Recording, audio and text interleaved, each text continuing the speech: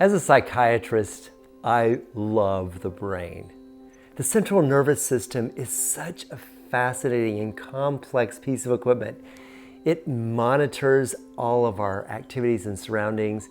It allows us to think, to remember, to feel, to plan, to dream. It allows us to move in space. It's a wonder.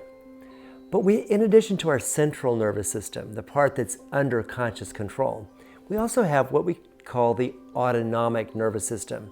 It's a part of our nervous system that operates mostly under conscious awareness.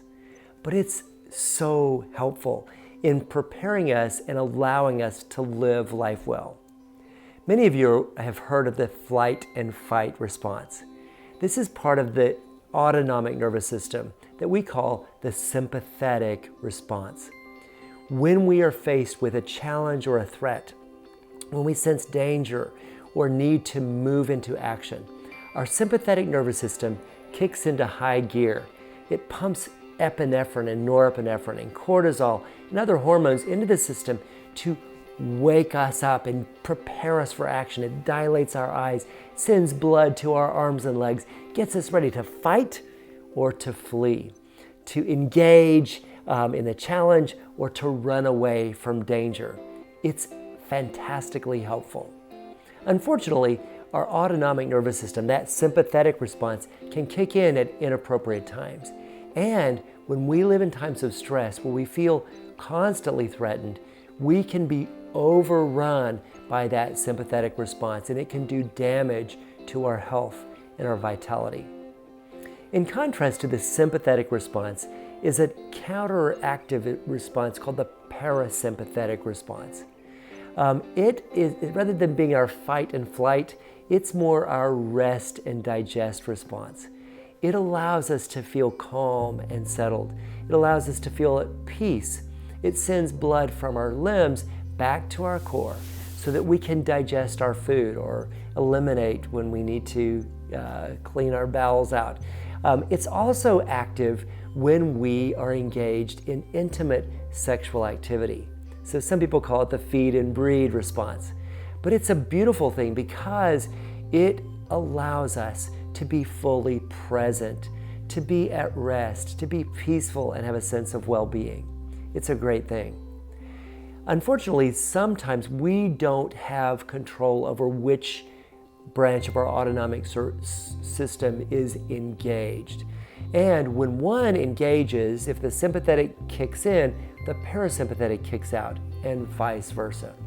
Now, there's one thing we can do to help move us from that stress response to that relaxation response.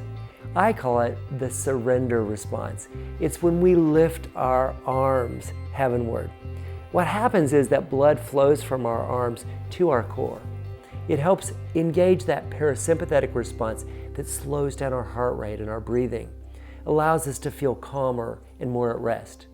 There's a good reason why the criminals or the law officers would tell people to come out with your hands up. When you raise your hands, it keeps you from engaging that fight or flight response, makes you safer, but it also allows you to be less of a threat.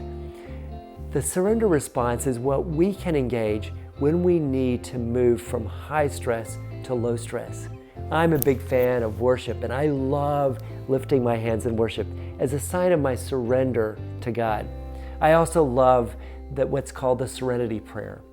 It says this: God, grant me the serenity to accept things I cannot change, to have the courage to change the things I can, and the wisdom to know the difference. It goes on and says, living one day at a time, enjoying one moment at a time, enduring hardship as the path to peace. Taking this world as it is, as Jesus did, not as I would have it, trusting that if I surrender to your will, you'll make all things right, that I may be reasonably happy in this life and supremely happy with you forever in the next. Surrendering to God is a powerful thing.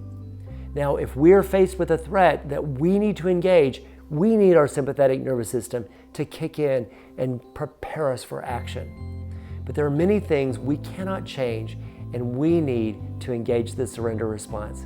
We need to have the serenity to accept things we cannot change, to put things on the altar, as it were, to put them in God's care and control, knowing that there are many things that affect us that we are powerless to change, but that we can entrust to a mighty God.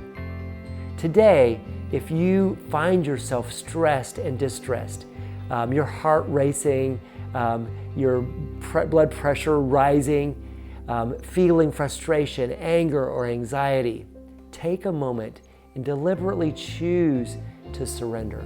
Maybe even raise your hands heavenward, surrendering figuratively and practically to God, who is able to take control of those things we release to His care.